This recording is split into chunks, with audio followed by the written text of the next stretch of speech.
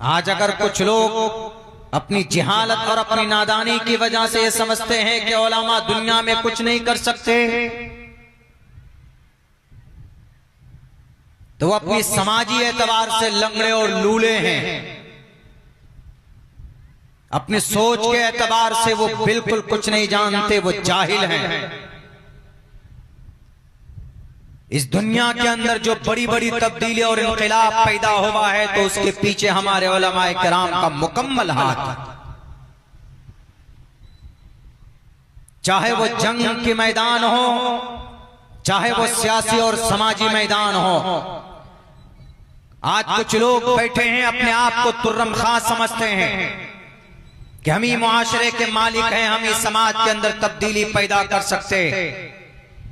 याद करो उस वक्त को जब इस अखंड भारत का जालिम, इस अखंड भारत का एक बड़ा बादशाह जिसने शरीयत को बदलने का बेड़ा उठाया था, दीन इलाही के नाम पर एक शरीयत बनाई थी, और उस तने तनहा पूरे बादशाह के साम्राज्य के सामने में अगर किसी ने उसकी इस गलत अकीदे की तस्हीह और इसकी सुधार और उसकी आंखों में आंखें डालकर ये कहा कि बादशाह साहब एतबारे नदारत तुम्हारा कोई एतबार नहीं है, अगर उस बादशाह की इस्लाह किसी ने की थी और वो जो शरीयत को बदलना चाहता था, समाज को किसी और तरफ जहन्नम के तरफ ले जाना चाहता था, आजकल के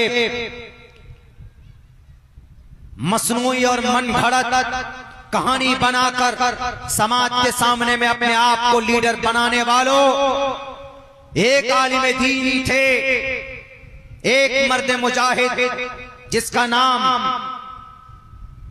अहमद सरहंदी रहमतुल्लाहि अलैह, और उन्होंने पूरे दीन इलाही को जमीन से उखाड़ कर फेंक दिया और फिर दीन शरीयत का वो झंडा गाड़ा कामयाबी का। आज तक किसी बादशाह की जुर्रत नहीं हुई कि उस आलिम दीन के मकतूबात के जवाबात दे सके। मुजद्दिद अल-फसानी रहमतुल्लाहि अलैह, उलमा जहां पर भी पैदा होते खड़े होते हैं तो इनकलाब पैदा होता। उलमा के बगैर तुम्हारी जुबान अधूरी है, उलमा के बगैर तुम्हारी जमात अधूरी है, उलमा के बगैर तुम्हारा काम अधूरा है, उलमा के बगैर तुम्हारी जिंदगी अधूरी है।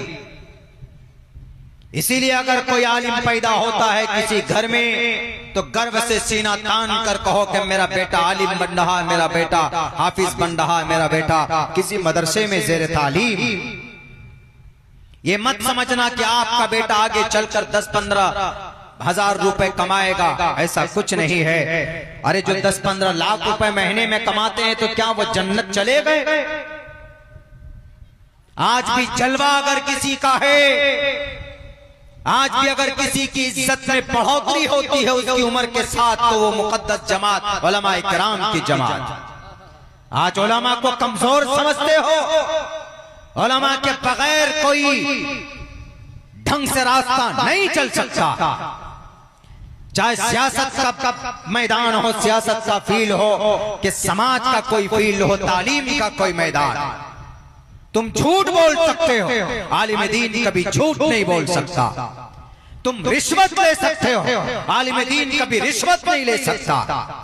तुम लोगों को अपने जाल में फंसाकर बेवकूफ बना सकते हो, एक आलिम दीन कभी भी कौम के लोगों को परेशान नहीं कर सकता।